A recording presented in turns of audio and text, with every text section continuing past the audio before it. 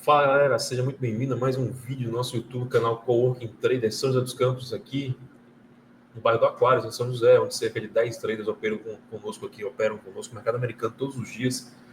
E, obviamente, você que está aqui por próximo está convidado a vir conhecer as nossas operações. Tá legal? Eu sou o Breno Brasil, sou responsável do Coworking e estou disponível aí nas redes sociais, tem um canal aí do Instagram e do YouTube.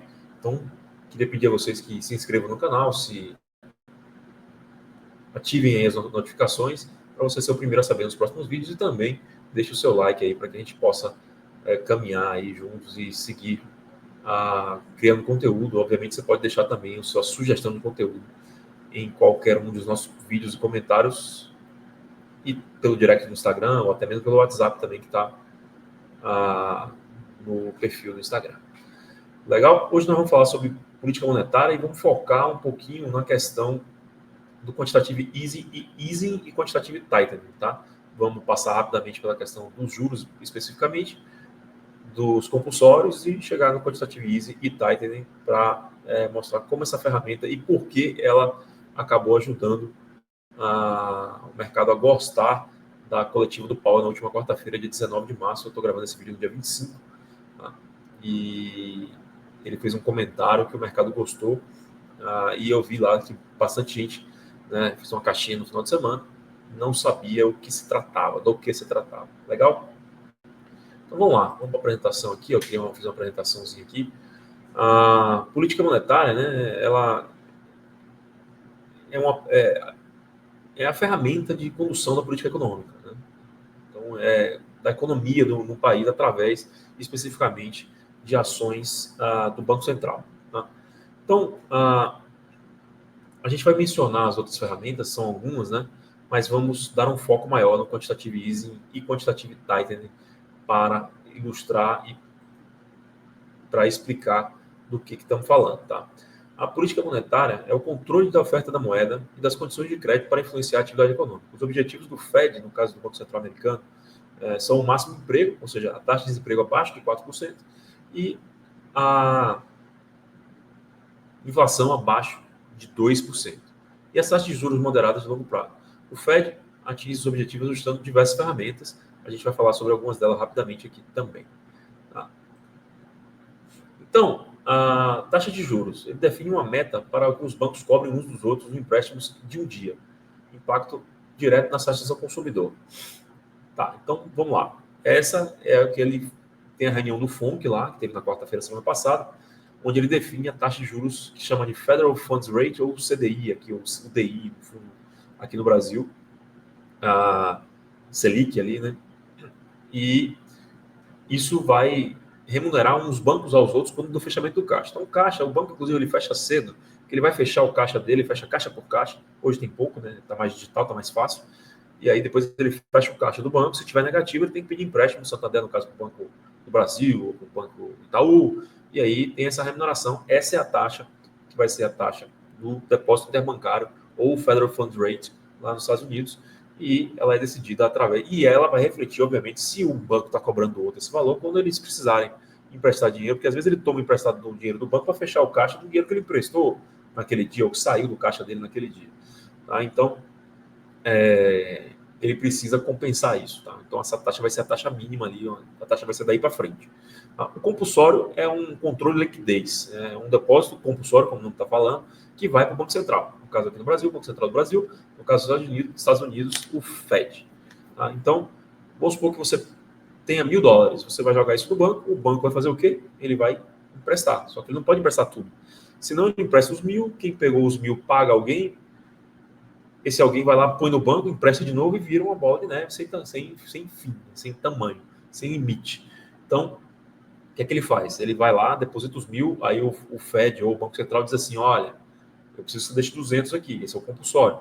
Então, ele segura 200, 20% no caso, assim, esse valor hipotético. Eu agora só tenho 800, o banco agora só tem 800 para emprestar. Então, ele empresta 800, quem recebe esses 800 vai lá, paga o carro, etc., o cara da concessionária vai lá, tem 800, joga no banco. Quando ele põe no banco, o banco tem 800 para emprestar? Não, ele tem que pegar 20% de novo, no meu exemplo aqui, jogar isso para o Banco Central. ou para o Fed, e agora ele só vai ter 640. Daí os 640 ele empresta de novo e assim vai. Ou seja, isso tem um fim, tem um limite. Vai de 20% em 20% caindo até o momento que, né, tem que juntar com virar um restinho de pó ali, você junta tudo para poder formar um novo empréstimo, porque já não dá mais para compor uma quantia razoável para emprestar. Tá? Então, isso é o compulsório, onde ele reduz a liquidez, tá? Senão viraria uma casa de mãe Joana. E lá na frente a gente vai ter o quantitative easing, tá? Lembrando que temos países aí, alguns países, que têm a taxa de juros muito baixa, e às vezes até negativa, que é o caso do Japão, era o caso do Japão, agora, se eu não me recordo, não é mais, que houve aumento de juros recente aí, pouca coisa, mas suficiente para tornar os juros positivos. Então, o que é isso? Quando a gente tem taxa de juros muito baixa, se você reduzir a taxa de juros, vai resolver algum problema para impulsionar a economia? Provavelmente não. Né? Então, o quantitative easing é mexer não na taxa de juros de curto prazo, mas na taxa de juros de longo prazo. O que é que ele faz? Ele vai lá e compra títulos. E compra títulos no mercado aberto. Então, por isso o FONC, né? Federal Open Market Committee, ou seja, Comitê Federal de Mercado Aberto. Então, ele decide ali as operações, se ele está comprando, se ele está vendendo o título, está colocando o título no mercado. No caso de compra de título, ele joga dinheiro na economia, ou seja, ele vende para mim o título, ele compra de mim o título, me dá o dinheiro, e aí eu posso escolher o que eu vou fazer, se eu vou fazer novos investimentos, né, ou se eu vou fazer compra de algum bem, pode ser um serviço também.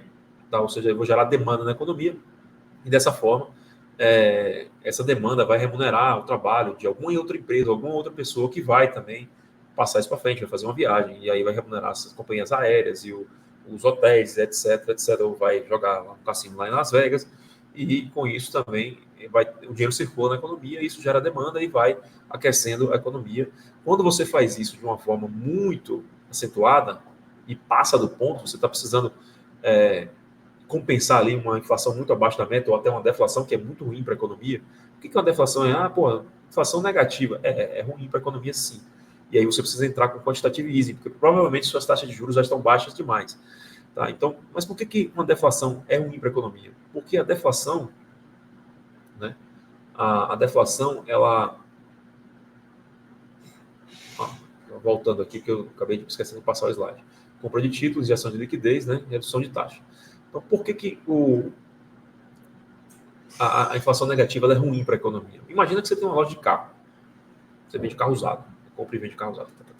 Aí você comprou lá um Polo da Volkswagen. E a taxa FIP, o valor da FIP dele está em 80 mil, você pagou, os caras pagam 15% abaixo e tal. Você pagou 65 mil, você está querendo vender o carro por perto de 80, que é o valor da FIP. O novo, na concessionária, está 105. Aí tem uma diferença de ano, né? O ano 2025, 2023, você comprou o 2022 ali, um exemplo. Aí o governo vai lá e tira o IPI. E o IPI, 14%, um exemplo. Tá? Aí tirou o IPI, 14%, o carro usado que estava 105 mil, ele caiu para 80, que era o valor da FIP do seu que está usado há 2 anos. Como é que você vai vender ele por 80 mil ainda? Não. Você pode até não perder dinheiro, mas você vai sair mais perto do 0 a 0. Só que você tem funcionário para pagar, você tem o empréstimo muitas vezes, às vezes você tem custo do dinheiro também. E aí? Então isso é deflação. Tá? Então, quando você tem um ativo produzido, ou, né, no estoque, ali, que é o caso de uma loja, e você tem um corte no preço de venda, a empresa ou a pessoa tem que realizar um prejuízo. Por quê? Porque ele teve todo um custo para produzir aquilo, colocar no estoque, e na hora de vender, ele não vai conseguir vender no preço planejado, ele vai vender num preço menor. Tá? Então, quando você tem taxas de juros, no caso, a meta é 2%, tá ali 0,2, 0,3%, isso é falta de demanda na economia, isso é um sinal ruim. Se tiver deflacionário, pior ainda, tem que estimular. Então, a taxa de juros já está baixa para caramba. Como é que você faz? Compra título. Começa a diminuir o compulsório, né, para poder gerar mais liquidez e mais empréstimos e a custos menores e fazer as pessoas tomarem empréstimos e comprarem casa, carro, sei lá, né, fazer o dinheiro girar de novo. Tá? Então, isso é quantitative easing. Tá? E o quantitative tightening, ele vai ser o quê? Ele vai ser, né, o contrário. Tá? Mas vamos ver primeiro os impactos do quantitative easing na economia. Né? Taxa de juros. Reduz as taxas de juros de longo prazo. Tá? As taxas de juros de curto prazo são reduzidas na reunião do FONC. Tá? São as taxas interbancárias ali. Tá? Investimento e consumo sobe. Tá? Então, o que acontece? Quando você compra título, você aparece um comprador, que é o Fed. Tá? Ele vai lá e compra títulos. Quando ele compra títulos, o que acontece? Ele é um comprador. Se ele é um comprador, ele está gerando demanda. Se ele está gerando demanda, quem está vendendo precisa pagar taxas de juros mais altas? Não. Tem muito comprador. Né? Então, se não tivesse comprador, aí você dizer, pô, não tem comprador, tem que oferecer uma taxa de juros mais alta, né? Mas se tem comprador, então a taxa de juros cai, o preço do título sobe, a taxa de juros cai. Né? E com isso, as taxas de juros de longo prazo vão caindo, e isso é um estímulo para a economia também, tá? Porque isso vai para o consumidor. Então, é um incentivo, um estímulo ao investimento e ao consumo. Tá? O preço dos ativos tende a começar a subir de novo. Aí vem a inflação, corrigindo ali aquela deflação, ou corrigindo aquela inflação baixa demais, trazendo para um ponto de mais crescimento. Um pode é passar do ponto, né?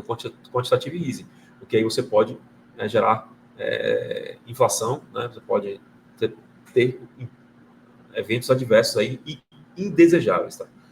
Aqui, ó, quantitative easing, ele pode levar à inflação se a injeção de liquidez for excessiva. Também pode criar bolhas de ativos. Dados mostram o impacto no crescimento do PIB, inflação e taxa de juros nos Estados Unidos. Então tem que tomar cuidado também, não dá para exagerar na dose. Tá? E o quantitative tightening, que eu falei, é o contrário. Tá?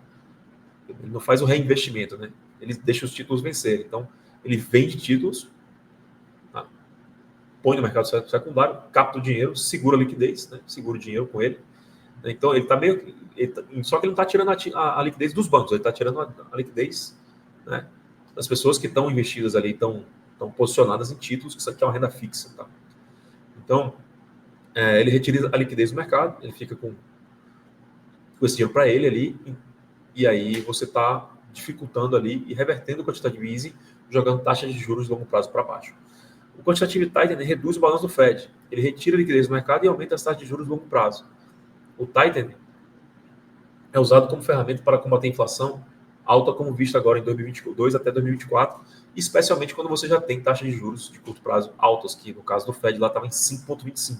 Tá? Para eles é muito alto. Para a gente tem hoje no Brasil aí 14%.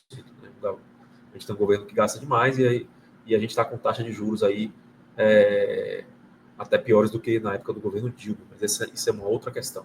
Tá bom?